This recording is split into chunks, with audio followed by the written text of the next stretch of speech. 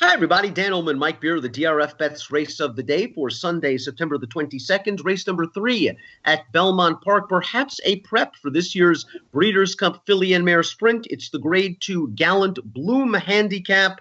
Fillies and mares going 6.5 furlongs. Before we dive into the analysis, I want to remind everybody that DRF Belmont Fall Meet clock reports are available for this championship meeting at beautiful Belmont Park. Head on over to drf.com/clocker. They are a perfect complement to your DRFPPs. These clock reports are updated daily by Mike Welsh and his team of expert clockers. Let's meet the field for the Gallant Bloom Handicap. Again, we're going 6.5. It's a short field. We've got a big favorite. Come Dancing got the Grade 1 win in the Ballerina last time out at Saratoga. You could make the argument, Mike, this is a tougher field than the Ballerina. You could, but if it's tougher, it's not tougher by that much. She towers over this field based on her form of 2019. Let's throw up her Timeform U.S. Pace Projector rating. They have her sitting off of the pace. We know the 2 Carrera Cats stepping up in class has speed. We know Minute to Stardom. The 5 horse has a lot of speed. Those horses figure to be out there on the lead, and I would expect the big favorite, Come Dancing, to be sitting behind them. Are you concerned about Come Dancing at this slightly shorter distance? She sort of made her hay at 7 furlongs, a mile, maybe even a mile and a 16th. What do you think of her at 6.5? I think the distance is fine for her. I think she's a very good sprinter, and the distance is not supposed to be her excuse if she somehow finds a way to lose this race. Majestic Reason, the number 1, could be coming from mid-pack. She may need a faster than expected pace situation. She's probably going to have to run the race of her career. A stakes winner in Maryland.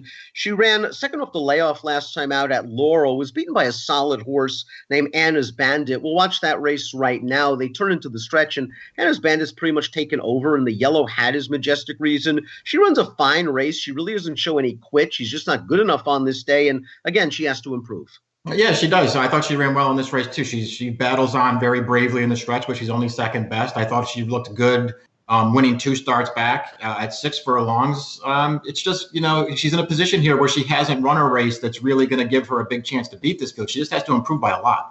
Carrera Cat, the 2, has won 5 out of her last 6 races for trainer John Morrison, including this start in the Union Avenue against fellow New York breds. And Carrera Cat actually showed a little bit of a willingness to sit in the early portion of the race. She's taken over right now in those yellow blinkers, and it's off to the races. Yet another career best buyer for Carrera Cat, this one in 88. She's going to have to improve, but unless Minute to Stardom is really intent on the lead, and she's a very fast horse, Carrera Cat, you'll know her early. Yeah, she's going to be forward in this race. As you say, she's probably going to try and make the lead, but she did track a horse last time, so I guess they could do that if they had to. She's just been really good since they switched her over to dirt. She hasn't been graded stakes good, but this isn't a graded stakes quality field either. It's actually a good spot for them to get, a grade 2 placing for them if she can just run her race. Come Dancing was hinting at a big 2019 when she finished second to Marley's Freedom in the Go for One to close out her 4-year-old campaign. She has not disappointed. She's earned a 114 Beyer speed figure and winning the Grade 3 Distaff. She was second in the Grade 1 Ogden Phipps behind divisional leader Midnight Bisou, and she got her Grade 1 win last time out in the Ballerina. Now, she didn't break very well in the Ballerina, Mike, and that probably worked out for her because she ended up on the outside on a day where you could argue the rail wasn't very good. They turn into the stretch. Come Dancing, the favorite in this race. Well, she's in just a perfect position, and she's just going to go right by these horses. She'll drift down towards the rail, and she's just much the best over Dawn Destroyer and Special Relativity, horses that probably can't warm her up. Yeah, just, too good for those horses. Even with the poor start, it didn't matter. She just dominates the field as she was supposed to do. She was a short price in that race. She's going to be a short price in this race. There's really no reason to, try and take a shot against her at a short price just based on who she's facing. I will just say that in each of her last 3 starts, if you're looking for, some reason to take a shot, in each of her last 3 starts, she has broken very poorly from the gate. It's becoming a problem for her. I still don't think it's going to get her beat on Saturday.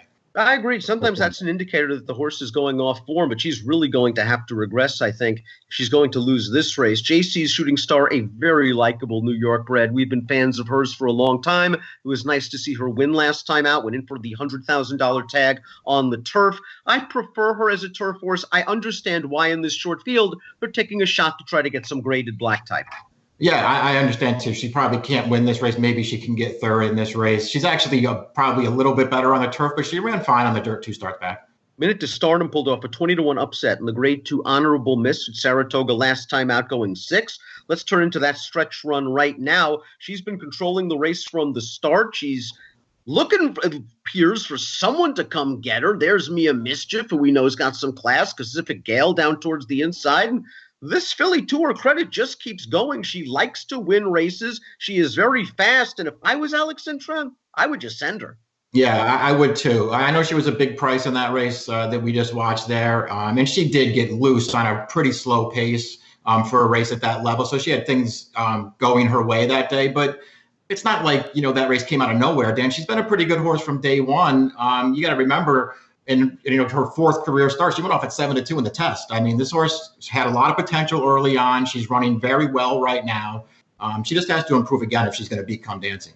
Top pick time for the Grade 2 Gallant Bloom. I'm not going to try to beat Come Dancing in here. I think she's just a little bit too tough. I do think Minute to Stardom might put up a good little fight. I think she's the one that Come Dancing's going to have to run down.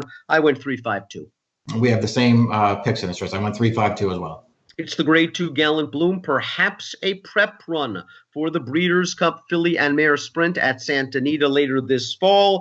Going to be a big favorite in here. We'll see how Come Dancing progresses in the Gallant Bloom. It has an approximate post time of 2:04 Eastern on Sunday. Good luck.